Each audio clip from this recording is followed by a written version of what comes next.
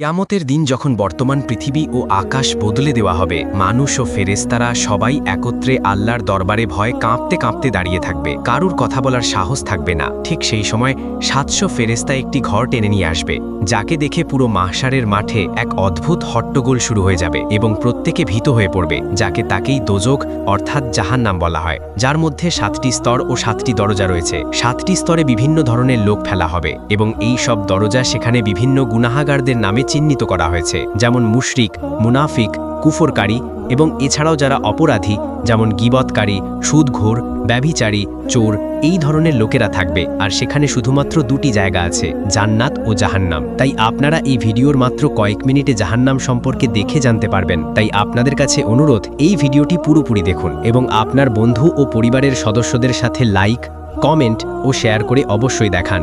তো আমার প্রিয় মিষ্টি মিষ্টি ইসলামী বন্ধুরা, জাহান্নামও একটি ঘর এবং এতে নানা রকম শাস্তি রয়েছে।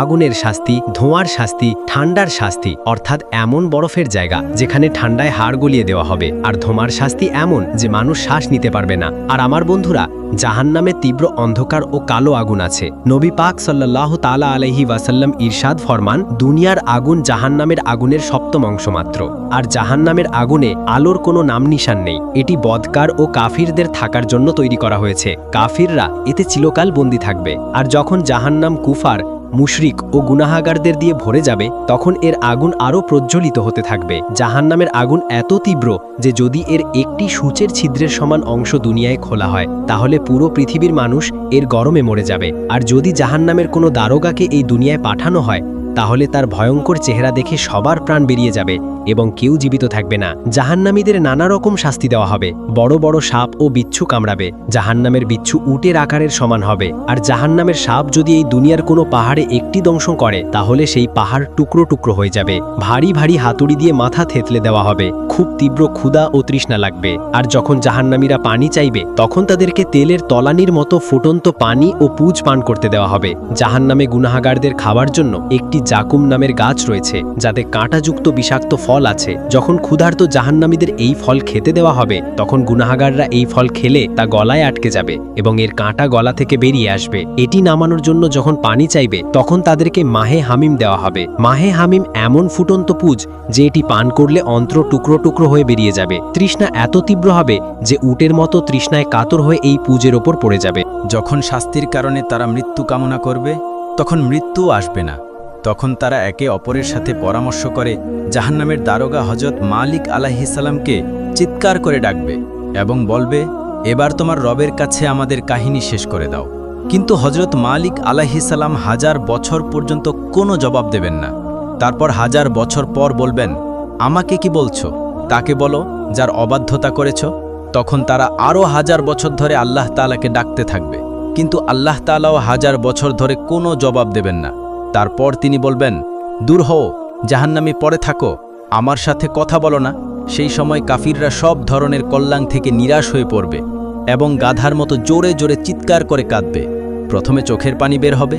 যখন চোখের পানি শেষ হয়ে যাবে, তখন রক্ত কাঁদবে।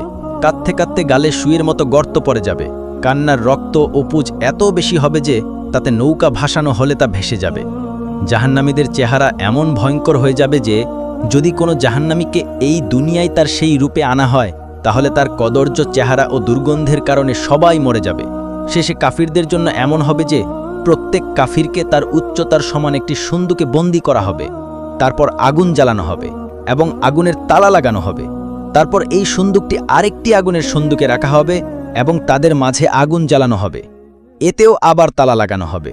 তারপর এই সন্দুকটি আরেকটি সন্দুকে রেখে আগুনের তালা লাগিয়ে আগুনে ফেলা হবে। তখন প্রত্যেক কাফির ভাববে এর বাইরে আর কোনো আগুন নেই। এটাই সবচেয়ে ভয়ানক শাস্তি। আর এখন চিরকালের জন্য শুধু এই শাস্তিই থাকবে, যা কখনো শেষ হবে না।